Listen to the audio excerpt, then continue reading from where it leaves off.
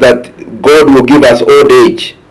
It therefore means that many are likely to go to old age, especially as we trust in God's keeping grace. Number two, life expectancy in Kenya has kept growing. It's no longer strange now to see people like the late Jonjo going to beyond 100, and many people are now in their 90s and 80s. I'm the chairman of the Shell Pension Association, and in our AGM this year, one of the muzees who attended told us he is 96 or 97. And when I asked him to talk to us, he just walks up like a young man, and he is talking exactly like a young man. So you can tell clearly, if you retire at 55 or retire at 60, 30 years later, 40 years later, you are still going to be around, God willing, and you need to think about it.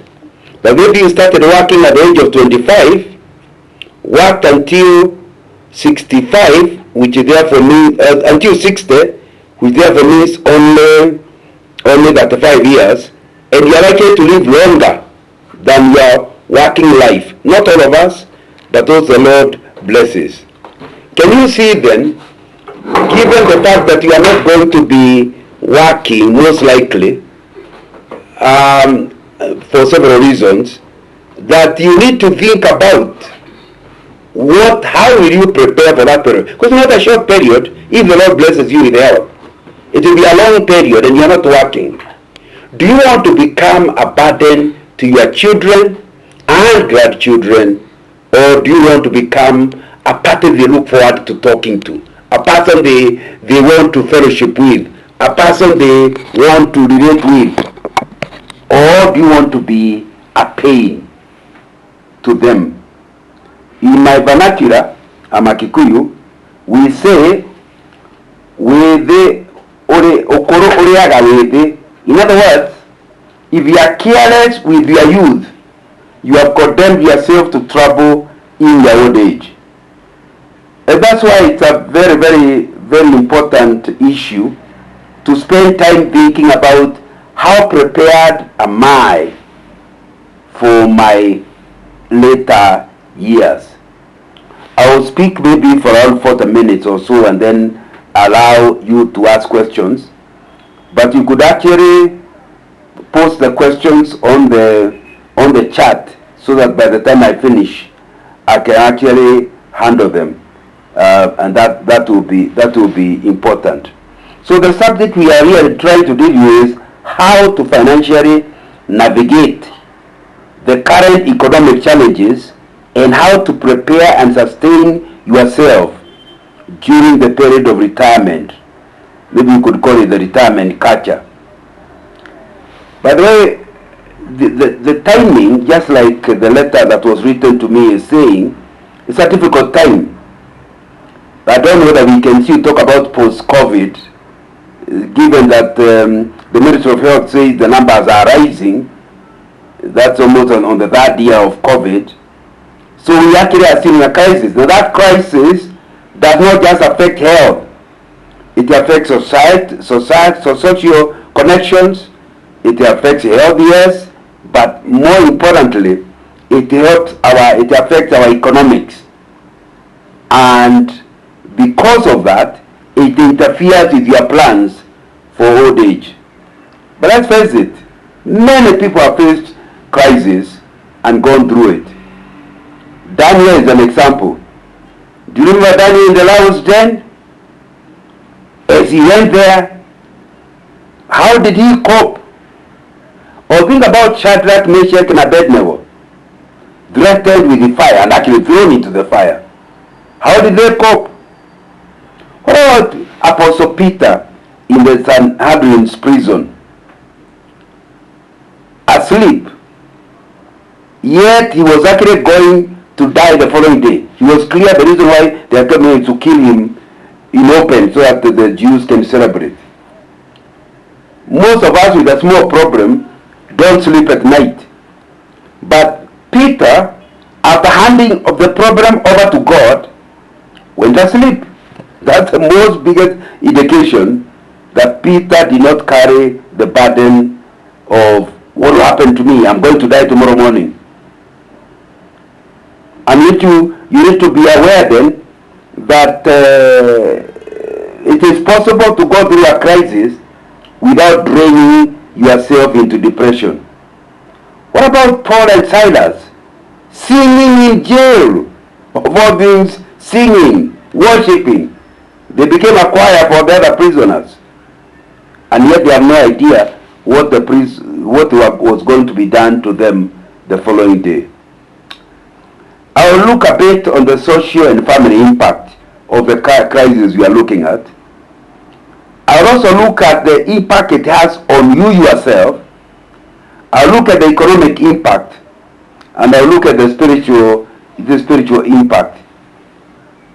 Let me start by saying that if you are going through a crisis, because what I've been asked to talk about is about weathering the current crisis. Let me mention to you that you might suffer, but God allows us to suffer with a reason. Sometimes, as in the case of Job, he is trying to make a point to the devil that we don't love God because we never see a problem. From the time we grew up, we were brought up well by our parents, we work, we get money, we have never had a crisis. So he allows us through a crisis, not because he doesn't love us, but because he is using us as an exhibition to the devil. In Job 1 verse 1 we read, in the land of Uz, there lived a man whose name was Job. The man was blameless and upright. He feared God and shunned evil. Then the Lord said to Satan, have you considered my servant Job? There is no one on earth like him. He is blameless and upright, a man who fears God and shuns evil. Do you see, for Job the crisis was many things. He lost his economic empire. Let us call it economic ruin. But if that was the only ruin, we would still be talking about Job, but not the way we talk about him today. Because in addition to economic ruin, he got health ruin, to the extent that with the pain and suffering, the Bible says, this God of yours, just insult him so that he kills you. It is better to die than to go through this suffering. He had health ruin. In the process, by disagreeing with his wife, he ended up with a marital conflict. Can you imagine when you are going through an economic ruin, then you end up with a health ruin, and that's the time your family is not together. You are suffering marital ruin. And of course, all his children died, and that was a family demise. Then the friends who came to comfort him totally misunderstood him. They actually coming to tell him he's an evil man, when he knows he has done no evil. Can you imagine the loneliness, having lost his family, having lost his friends, the closest? Do you see how that is an issue? My suggestion is that every time you are going through a crisis, and you are likely to be going through one, either marital or health, think about Job, who weathered the storm. And we are told the latter life of Job was double the previous life. I'm saying all this so that whatever it is you are going through, you have comfort. I know COVID-19 has an impact on men, but what must we do? I think most of us are confused and don't understand where to start in rebuilding ourselves. Organizations are busy engineering and investing the structures to accommodate this new reality. What about you? Do not do it always in ways that are not in harmony with the biblical principles. When you get into separation, like Mrs. Job, we can very easily try to sort out the problem by disconnecting ourselves from He that has the power to resolve our issues, God. When you don't remain grounded in Christ and you think that will sort out the issue, you may be getting yourself into deeper trouble. One of the things you must sort out is the issue of balance. Whatever subject you go to, live in balance. Don't just concentrate on one thing, concentrate on everything. Well, because you are looking at the economic problem, do not ignore your family. Ever heard of the clever fool? He had a 2-hour exam. He took all the 110 minutes of the 120 minutes to answer the first question. And when it was 10 minutes to the end of the 2-hour exam, he remembered there were another 4 questions to do. And so he tried to do the other 4 questions in 10 minutes. You are likely to guess what happened. He got very good marks on the first question. In fact, he got all the 20 marks.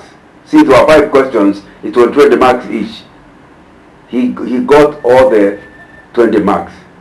But of course, it was only allocated just the 20.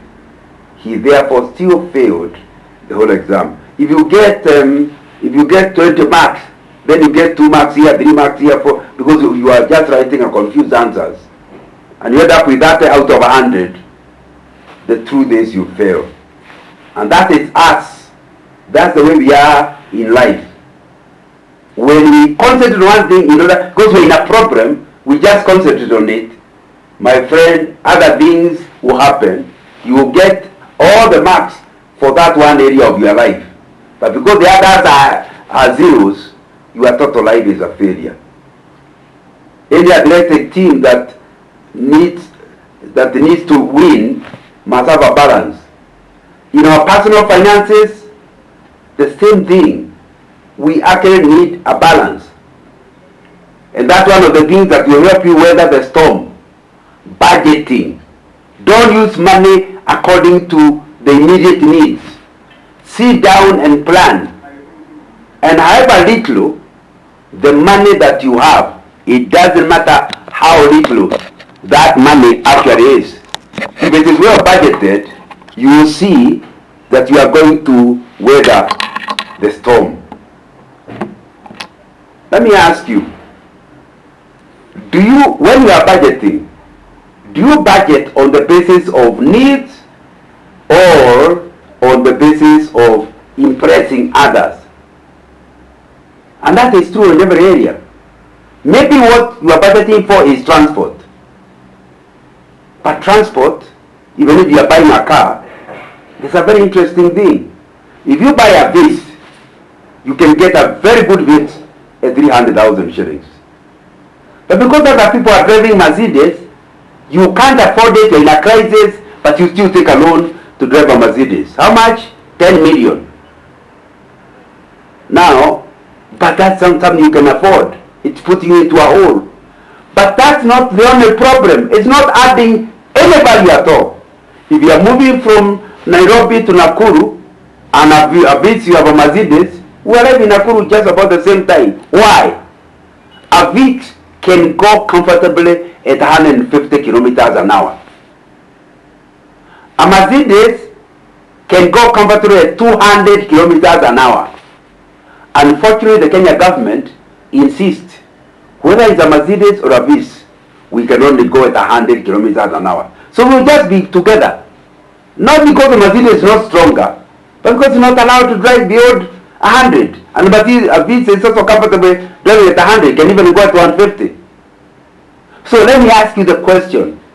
When you are taking a loan for a car which you cannot afford, and you are not getting any advantage, because there is no additional advantage. If what you wanted is transport, there is no advantage. You will still be able to go to Nakuru. You will still be able to go to work.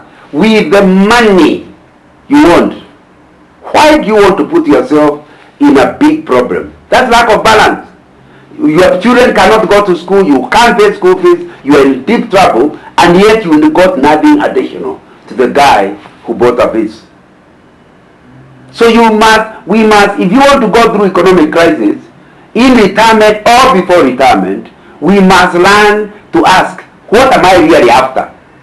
And don't get the what around it, get the real thing. If you want transport, a vehicle carries 5 people, a Mercedes carries 5 people, they go at the same speed. One may be faster, but is not allowed to go that fast speed. It's only difference, one is more impressive than the other. So you need to come to that. And that's not the only thing. It can even be clothes. I can wear a smart suit at 2,000 shillings. But the other people need 100,000 Kenya shillings for a smart suit. If both of us are taking a picture, we both look smart.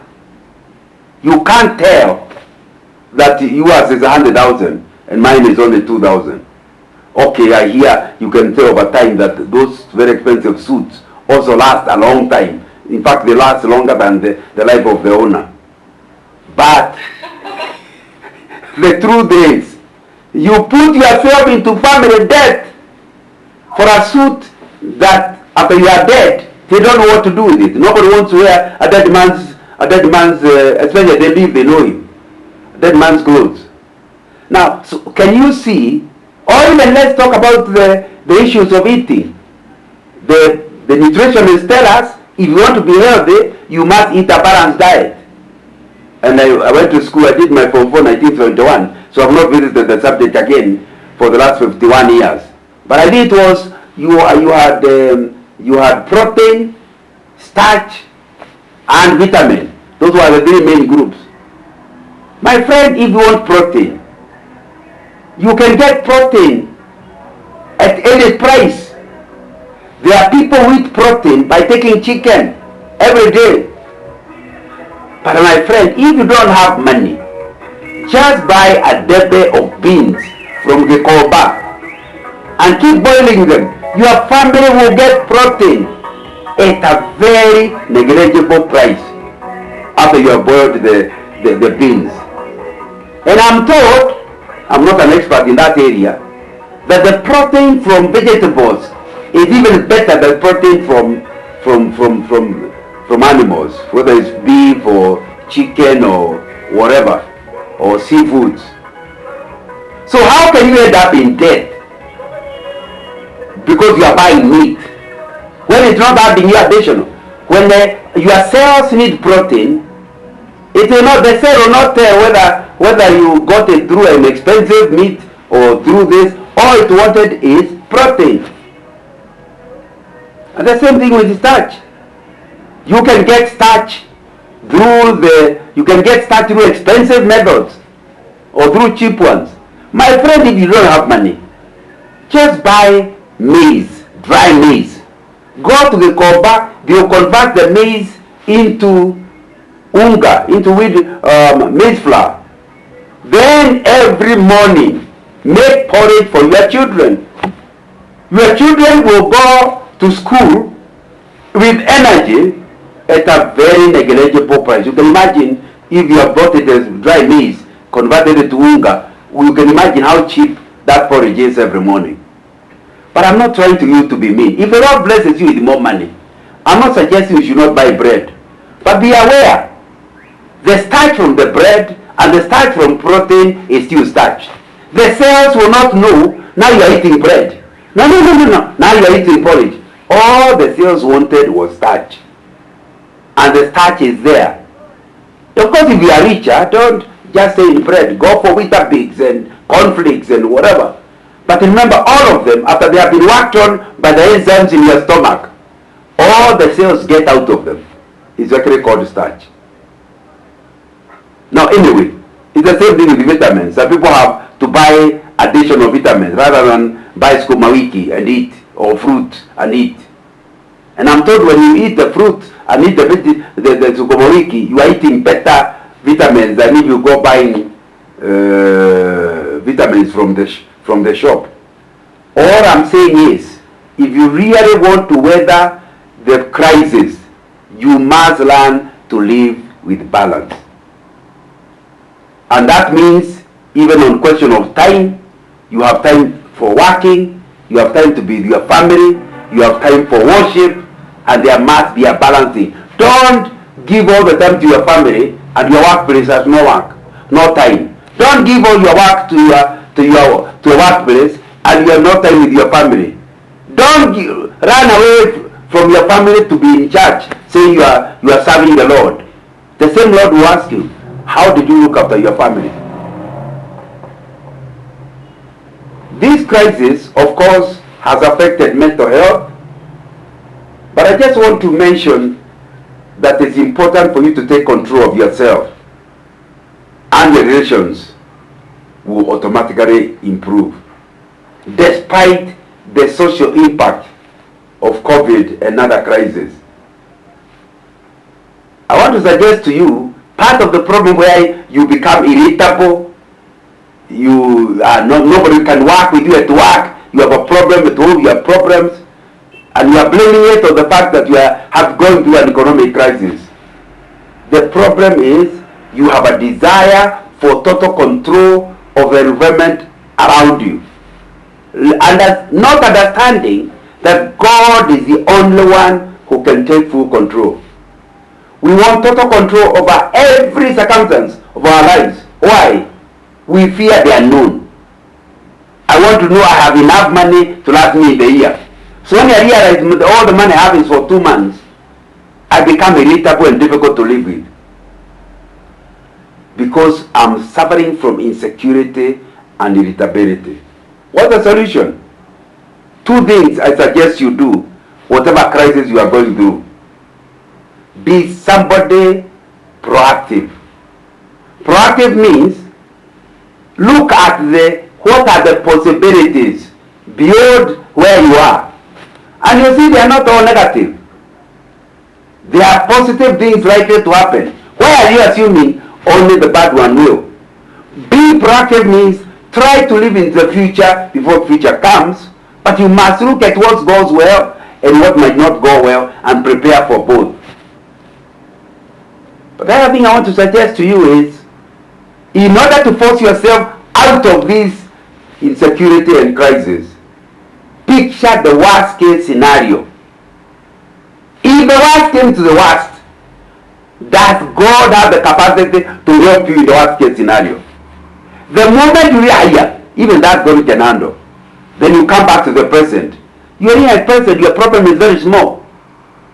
And the moment you realize God can handle worse times, you start seeing how little the current crisis is. Because the moment you know you can cope with it, like for example, you never got a salary increase this year. Picture, there is a possibility that they could even make people redundant. And so by the end of this year, you have no job. Can God handle you without a job? What happened last time you had no job? Did God provide? Now the moment you can see the possibility that you can live, even if you are fired, the fact that you have no bonus will not bother you. Or it will not cause you to enter into a crisis. The other thing that causes people during a crisis to lose all energy is the fear of future failure. You are so afraid. I'm doing well, very well, but I could fail. As you remember, as a young man in 1977, working for a development bank, and a rich man came to our office, and we were so impressed with him. As young officers, we were trying to talk to him.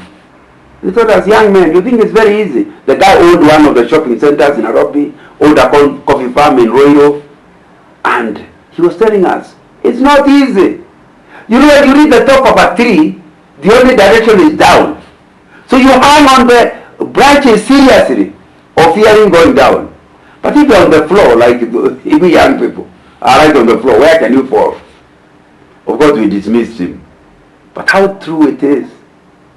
How true it is. That sometimes the more God has blessed you, the more you live in fear of loss. But I can tell you what your problem is. You have reached a level where the property you own becomes you. Like the rich man who said, my heart, let me rejoice. Then he was told, you fool, today I'm going to demand your life. Then whose things will they be? The conclusion of Jesus is, your life does not consist in the things you possess. So you need to dissociate yourself from your property. Understand that with or without the property, God is with you. When that happens, you do not stand there fearing failure, because you are not defined by your property. Even if it was not there, you will still be okay. But I'll tell you where the problem is. It's because people look for somebody to blame. I know. It's my boss. No, I know. It's my wife. My grandmother and my grandfather used to overhear them quarreling. And my grandmother would say, you cannot get a second wife, because no woman except me had sympathy for you. Then my grandmother would say, you don't know why I never married another woman. You can't stay with anybody else. Now, they were blaming each other. Of course, they stayed together. They were married for more than 70 years. Now, my suggestion to you, please run away from blaming people. If you blame people, you end up in resentment. The resentment can easily bring you into medical health issues. But again, don't blame yourself either. If you blame yourself, it can reach a level where you commit suicide. So what should you do? Learn to repent, learn to rely on God, and to be aware that if God wants something to happen, there is no human being who can resist God. So even if it's a boss who refuses to promote you, the truth is, if you're a child of God, if God wanted you promoted, he can even get rid of the boss. So don't sit there feeling bitterness against the boss. Why can't you find out? Why did God allow the boss to act that way? The moment you realize you are safe in God's hands, you will not blame others, you will not blame yourself, you will learn to be in God. Number 2, I think, which I want to emphasize, please avoid comparison. Don't compare yourself with others. You are born an original. Don't die a copy. Don't start thinking that you can be like somebody else. You know, so and so is better than me. No. You are so original. Even if you are twin sisters, you are two different. I know that because when you are at the airport and you are traveling out of the country, they keep asking you to dump. And I asked them one day, are you expecting that with the 7 billion of people on earth, all of us will have different dumps? They said yes. So far there is no dump like another. Even if you are twins, your dump marks will be different. That's the thing you need to understand. Don't try to be like somebody else. Run your own race. So once you stop comparison, you will stop competition. This information is in my book, The Secret of Contentment, which I can encourage you to get a copy if you're interested in this subject of being contented, whatever the crisis you are going through. My books are available from Scripture Union Bookshop. I'm also telling you, do not focus on past failures. Oh, you know the way I grew up. Oh, you know the way my father used to beat me. Oh, you know. What happened to you in history is just historical. My friend, human beings are such that they can pull out of their ashes and become something you can never imagine. You know, somebody like Obama, a single parent, a single mother's child, brought up by the grandparents. Can you imagine him having been abandoned by his Kenyan father? Can you imagine him becoming president?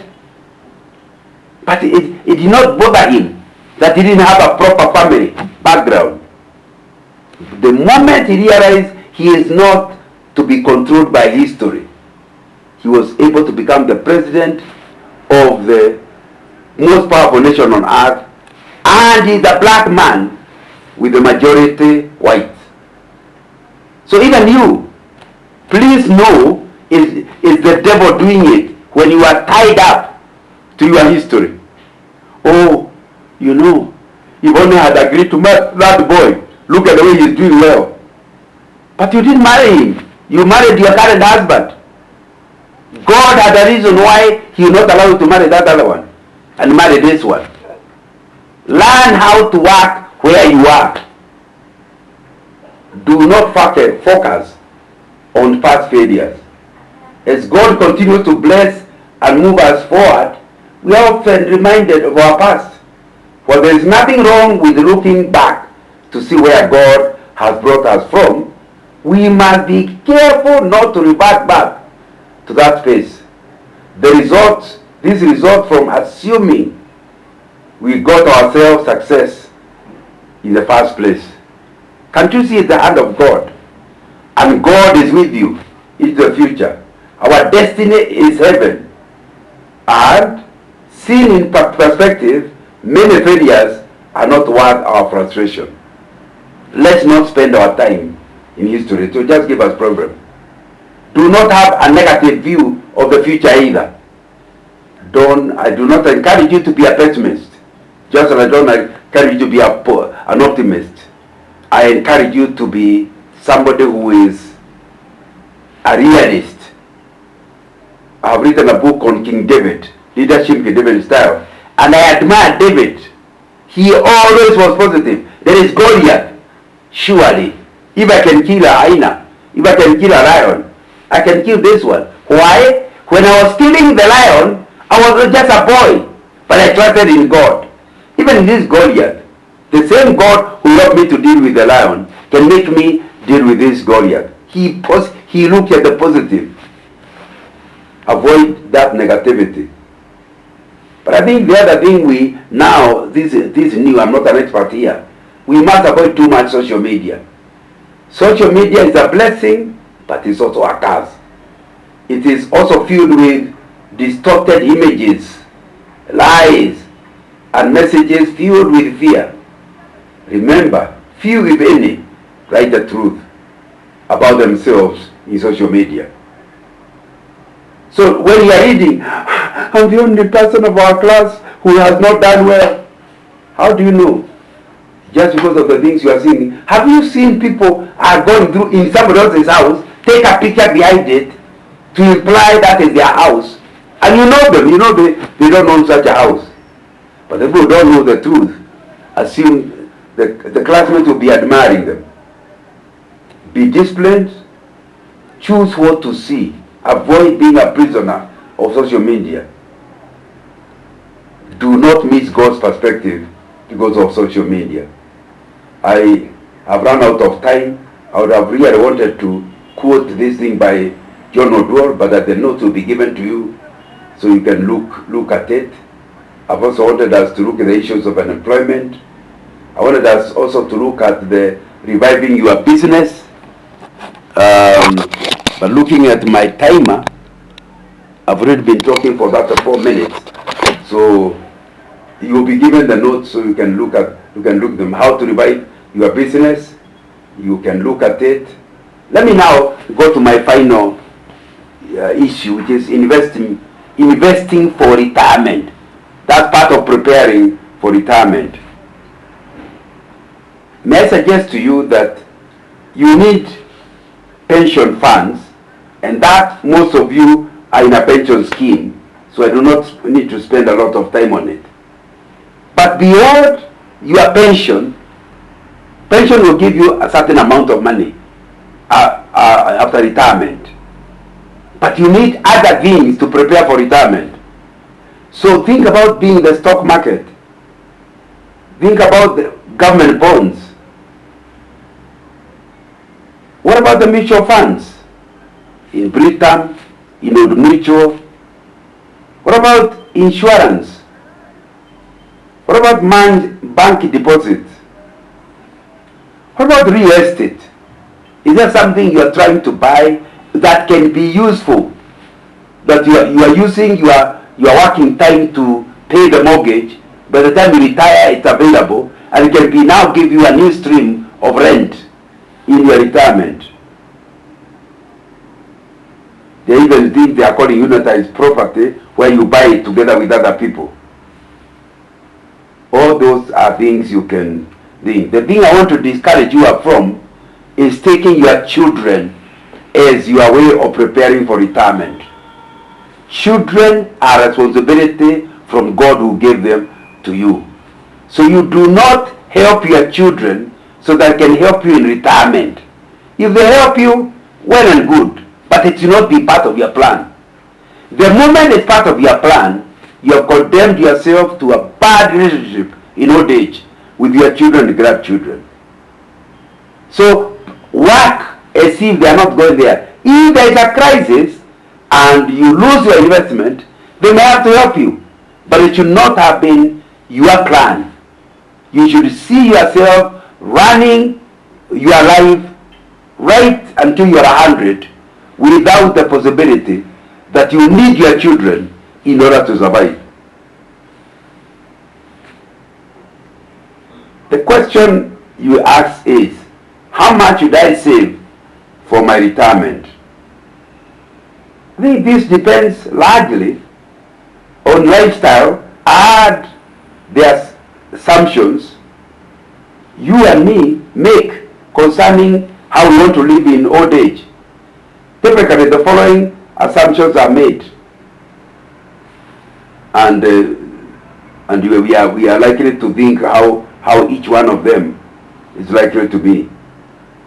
So I'm asking you, what criteria do you apply in selecting where to invest for retirement? Number one, please do not invest blindly. Start by asking, what's the likely return on investment? Some of the things are very interesting. If you, for example, put money in a real estate, you put 10 million in a house.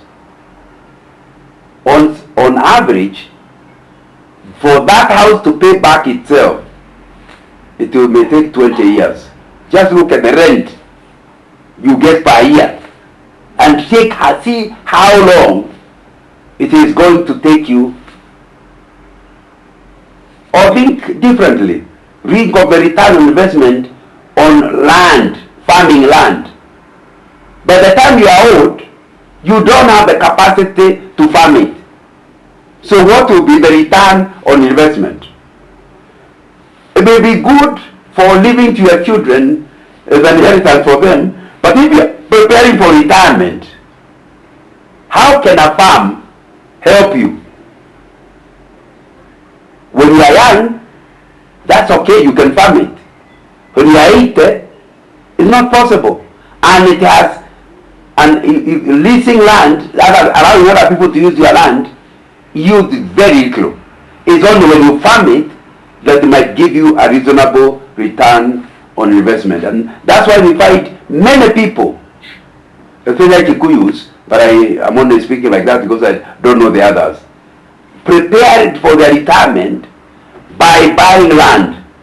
Now we retired, they are getting nothing out of it. In other words, they are property rich, cash strapped.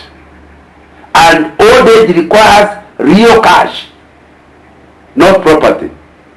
So you must look at what's likely to be, because the answer is, how much money can this thing return? If I had not put it in a farm and put it in a house in Umoja, how much would the house rent bring me in Umoja without me working at all?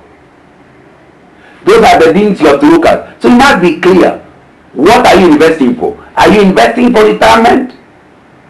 It will be important that you look at the ROI, return on investment, and especially liquidity. Investors' age profile and objective must be considered. They say if you are about 70 like me, it will be foolish to put your money in very risky areas. Because when you put money in risk, they say the higher the risk, the higher the return. Agreed. But you see, the young people have a better thing. Because you can put money, you lose it, and you still have time to recover. If you're already about to enter old age, you are 60 and above, there may be no time to recover, and you may end up going to your old age in suffering. So even as you select what you are going to invest in, look at your age profile. You are discouraged as you go into old age to be too much of a risk taker. So ask yourself, this particular investment I am looking at, how secure is it? How stable is it? Then what is the initial cash outlay? How much of my money does it actually require? Because that will be important. Initial cash outlay. There are other issues you look at, other non-financial issues essential. For example, are you a Christian? Will you invest in breweries? Are you a Christian? Will you own a brothel? Are you a Christian?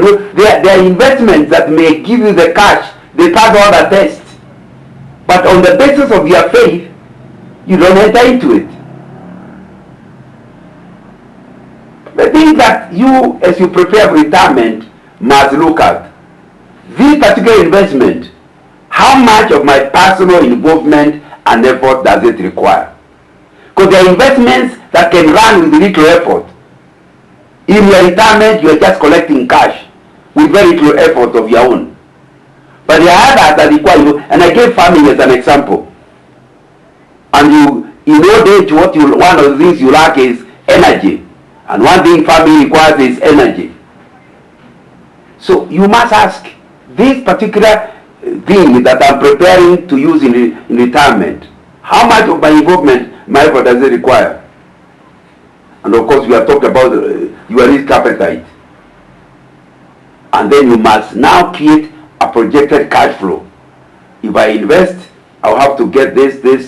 I'm investing. Now then after this year, I'm likely to start getting this kind of money. But one of the things that you must look at is tax incentives. Maybe you need to increase your pension, because pensions are tax protected up to a certain point.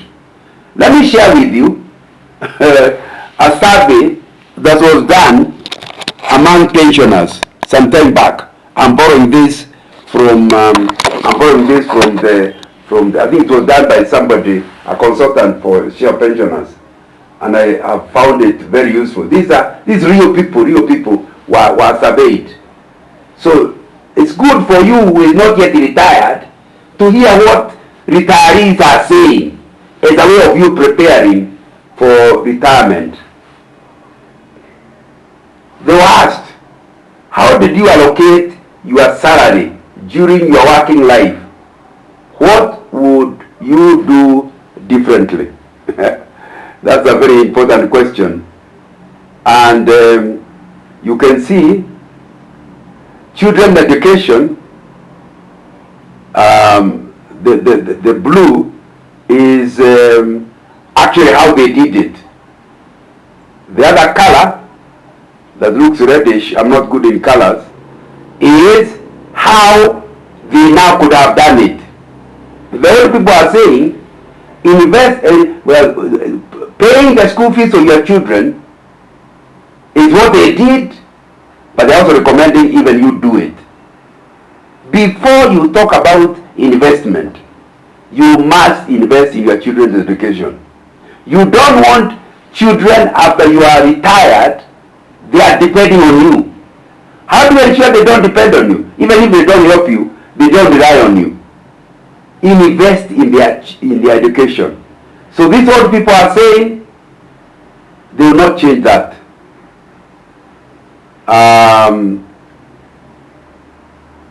and they look at retirement, how much money they put in pension, and they say in preparing for retirement they were putting something like 70%.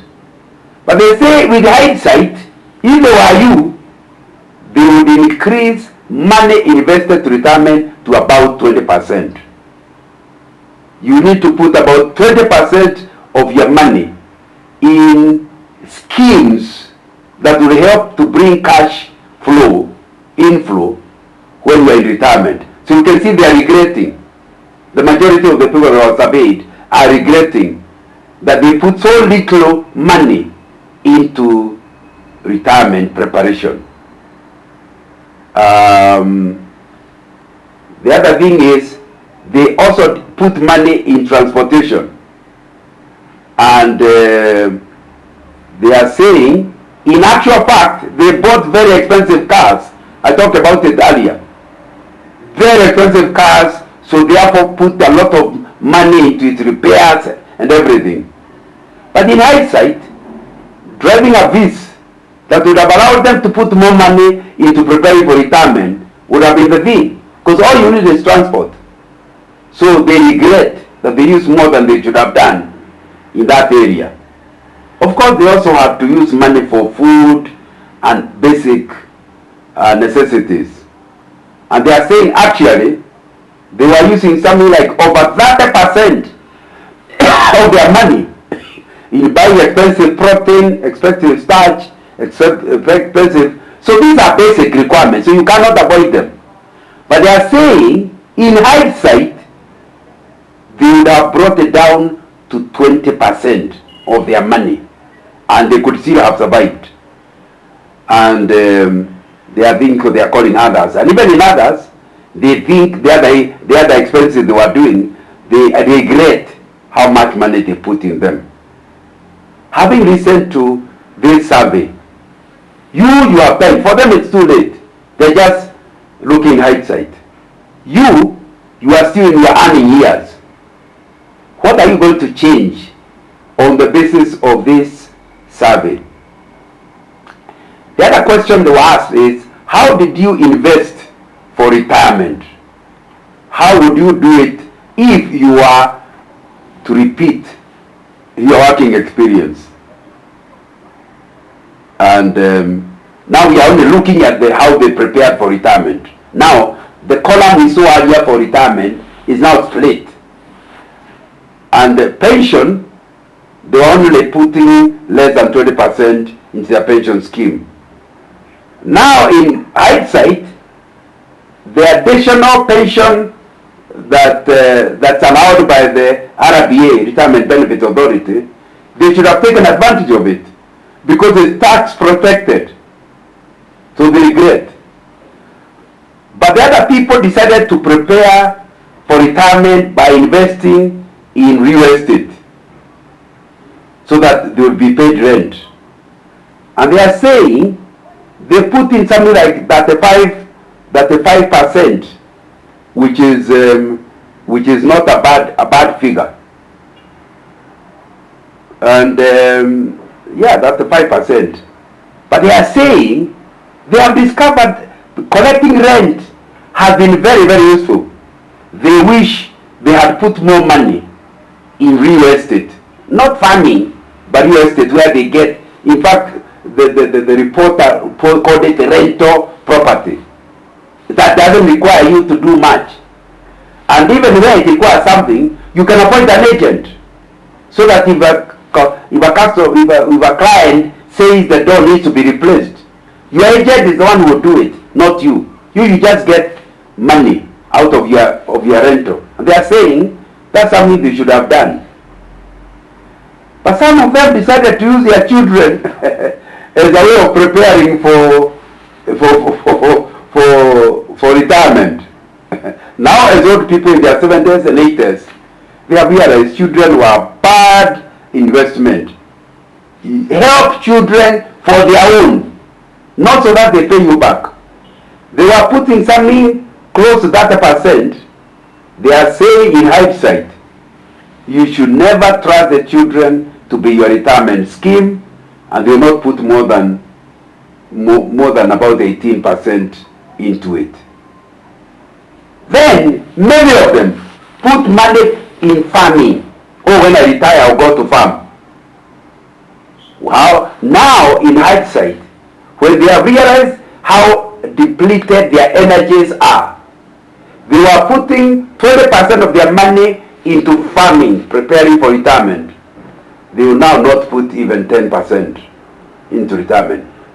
And I think I talked about that earlier. But what they are saying, they did not put money in other ways for retirement. They are saying now they would have thought of other ways to prepare for retirement. What are your sources of income in retirement? It's same information now put differently. You will say, yes, how do you live? I get about 41, of course this the survey is for everybody. 41% of what I live on is pension. Wow!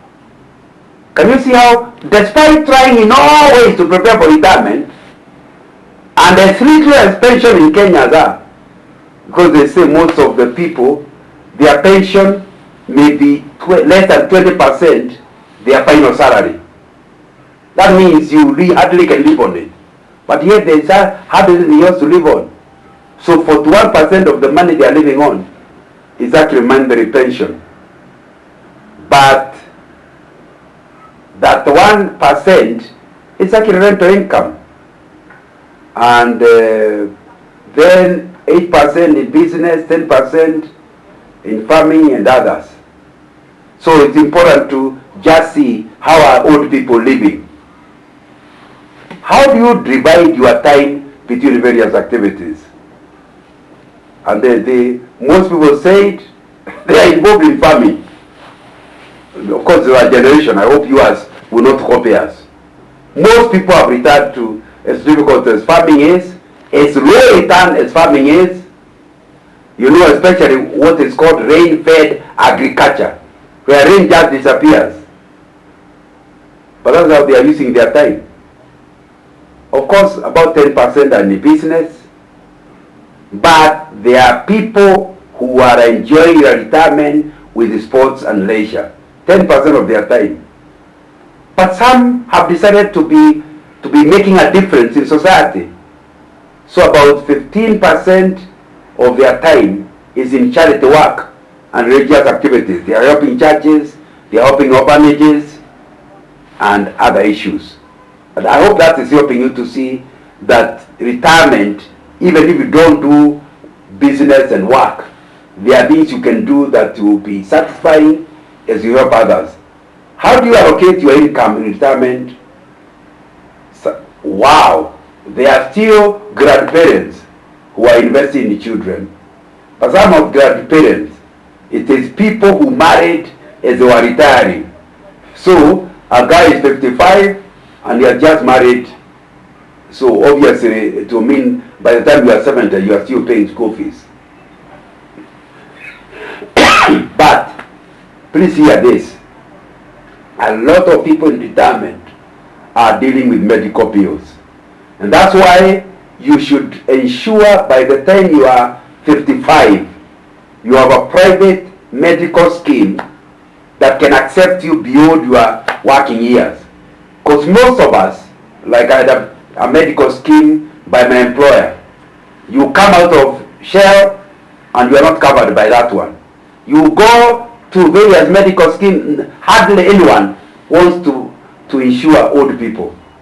And so many people, they don't have good medical insurance covers, use their own money. So a lot of the money we are using in retirement has to do with medical bills. And that's a very unfortunate thing, but it's something you need to think about. That in preparing for retirement, one area of preparation is medical. And transportation is an area you still need to move around. And you might need to buy before you retire a long-lasting car that can drive for the next 30 years. So that you don't have to use a lot of money to buy a new car.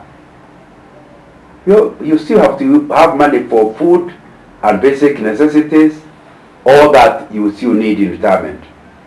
So, as I summarize and finish, what are the lessons that we have learned, we who are not yet retired, as pensioners? Endeavor to ensure your pension scheme becomes a reality. Please save more and have a home. In other words, do not plan to build after retirement. Build your retirement home when you are still working. Be honest to your employer and plan your future in writing. To work with honest, and God will pay them back. To do things in careful manner in order to succeed. Invest wisely in an income generating area, especially property. Take care of the job. Have integrity. Don't get fired. Stay long enough for your pension to grow. Please don't spend carelessly. You need that money into retirement. Plan nicely for retirement, to remain in employment, because it is the number of years that determines how big your pension is. So remain. Don't just drop off. Now, I wanted to cover investment for retirement. Means you are not yet retired and the idea is to get ready. And investing during retirement is different. It is you continue investing even after retirement. What are the concerns for most retirees? From what you have said, they are looking for a safe investment. They are looking at a liquid investment. They are looking at something to cover inflation. You must give your return beyond inflation and sustainability, and they are also thinking in terms of succession. So what are features of a good investment? Please invest where there is government regulation. Don't go to pyramid schemes. Go where you know the government can catch. And that's where a SACCO, which is controlled by Ministry of Cooperatives, stock exchange that's controlled by the Capital Authority, unit trusts that are run by many insurance companies that are controlled again by the Capital Authority. That's the way to go. Look at the governance of where you are investing. Look at the accessibility and convenience. Is it somewhere you can go to check? Look at safety, security, look at return, look at liquidity. And that picture, planning your life investments, life cycle, helps to show you that you need to change as life changes. If you are just started working, look at the kind of investment, the first 5 years. Look at the type of investment the next 15 years. Look at the investment between age 19 to 25. Then look at the rich working life between 25 and 55 or 60. And the kind of investment at the time. And then finally, in the years of retirement, the kind of things you need. You need a house, you need a car. I think we have gone through all that. As indicated on the graph above, most retirees are on the right-hand side, the final column, where you are faced with limited alternatives for investment. At this stage, your basic needs take center stage, depending on your wealth basket. Your lifestyle is critical to the success of your retirement plan. The table below shows summary of what drives the amount of monthly retirees. Food, shelter, we have looked at that. And the kind of things you can invest in, all those are important. 3 choices for asset allocation. If you are in retirement, you can look at it on your own. I want to allow for questions now.